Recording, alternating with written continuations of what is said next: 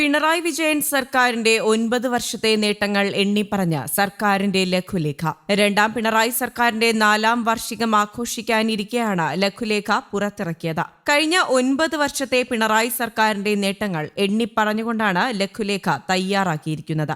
രാജ്യത്ത് ഏറ്റവുമധികം PSC നിയമനങ്ങൾ നടന്നത് കേരളത്തിലാണെന്നത് ഉൾപ്പെടെയുള്ള മാതൃകാപരമായ നേട്ടങ്ങൾ കൈവരിക്കാനായി എന്ന അവകാശവാദവുമായാണ് ലഘുലേഖ പുറത്തിറക്കിയിരിക്കുന്നത്.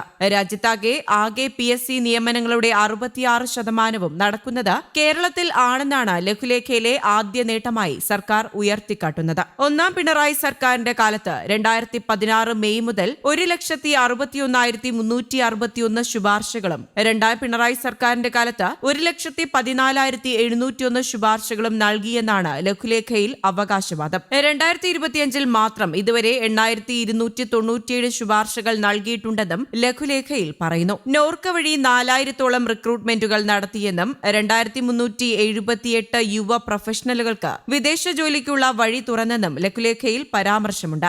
ISROയുടെ സഹകരണത്തോടെ ശാസ്ത്ര സാങ്കേതിക രംഗത്ത് കൂടുതൽ വികസന പ്രവർത്തനങ്ങൾ, സർക്കാരുമായി ബന്ധപ്പെട്ട ഈ സേവനങ്ങൾ എല്ലാവരിലേക്കും എത്തിച്ചു. സമഗ്ര ഭൂവിവരം ഡിജിറ്റൽ സംവിധാനത്തിൽ ലഭ്യമാകുന്ന ആദ്യ സംസ്ഥാനമായി കേരളത്തെ മാറ്റി. വ്യവസായ സൗഹൃദ കേരളം, സംരംഭക രംഗത്ത് കുതിച്ചുചാട്ടം, ദാരിദ്ര്യരഹിത കേരളം, 8 വർഷത്തിനിടയിൽ 3,57,898 പട്ടയങ്ങൾ വിതരണം ചെയ്തു. ഏറ്റവും കൂടുതൽ സൗജന്യ ചികിത്സ നൽകുന്ന സംസ്ഥാനം, മാലിന്യമുക്ത കേരളം തുടങ്ങി നേട്ടങ്ങളുടെ വലിയ നിര തന്നെയാണ് സർക്കാർ ലഘുലേഖയിൽ അവതരിപ്പിച്ചിരിക്കുന്നത്. എല്ലാ വിവരങ്ങളും ചുരുങ്ങിയ രൂപത്തിൽ 2 പേജുകളിലായും സമഗ്ര വിവരങ്ങൾ ഉൾപ്പെടുത്തിയ ബുക്ക് രൂപത്തിലും സർക്കാർ നേട്ടങ്ങൾ അവതരിപ്പിച്ചിട്ടുണ്ട്. വാർഷികാഘോഷങ്ങൾക്ക് തിങ്കളാഴ്ച കാസർഗോഡ് തുടക്കമാകും. വിഴിഞ്ഞവും ദേശീയപാത വികസനവും പ്രധാന നേട്ടങ്ങളായി അവതരിപ്പിച്ച വീണ്ടും ഒരു തുടർ ഭരണം തന്നെയാണ് ലക്ഷ്യം. നിയമസഭാ തെരഞ്ഞെടുപ്പിന് 1 വർഷം മാത്രം ബാക്കി നിൽക്കെ 3ാം തവണയ്ക്കുള്ള മുന്നൊരുക്കം കൂടിയാണ് സർക്കാരിന്റെ വാർഷിക ആഘോഷങ്ങൾ. തുടർ ഭരണത്താൽ 9ാം വർഷവും പിണറായി വിജയൻ മുഖ്യമന്ത്രി കസേരയിൽ തുടരുകയാണ്.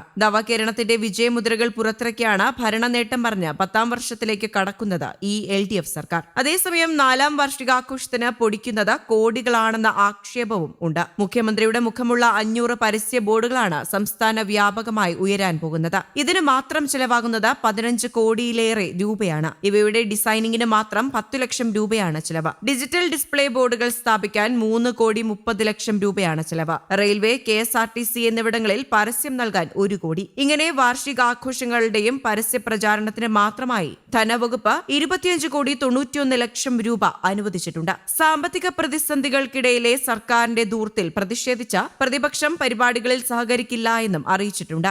News desk, Kerala Kaumudi.